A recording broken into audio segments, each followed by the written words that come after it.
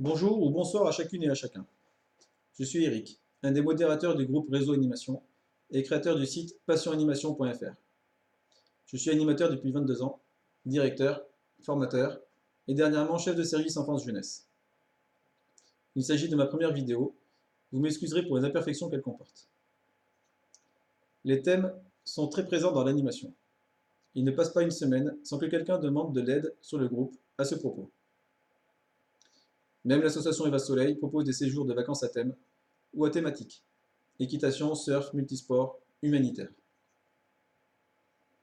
En faisant une recherche dans les publications de Réseau Animation, j'ai trouvé des thèmes indéfendables. Par exemple, le thème militaire, le thème tourne-et-roule, le thème les contraires, le thème Tour de France basque, ou bien encore le thème gendarme-gendarmette.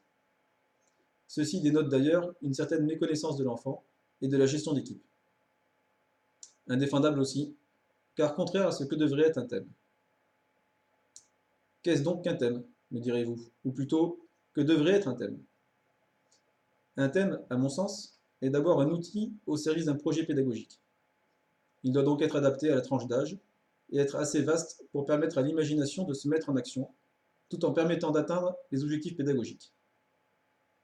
Dans l'idéal, il devrait être choisi par les enfants eux-mêmes et à minima par l'ensemble de l'équipe d'animation. Pour que les choses soient bien claires, je parlerai donc plutôt d'imaginaire que de thème.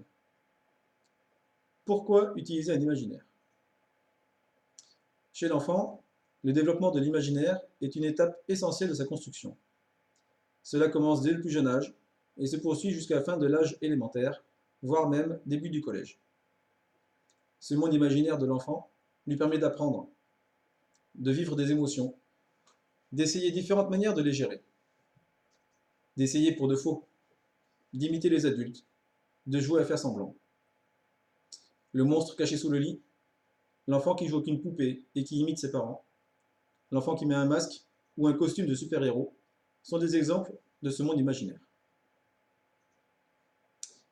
Utiliser un imaginaire permet donc à l'enfant de vivre quelques heures ou quelques minutes dans ce monde, tout en sachant que c'est pour de faux. Un imaginaire, lorsqu'il est utilisé en accueil collectif de mineurs, doit se déployer un peu partout sur le centre.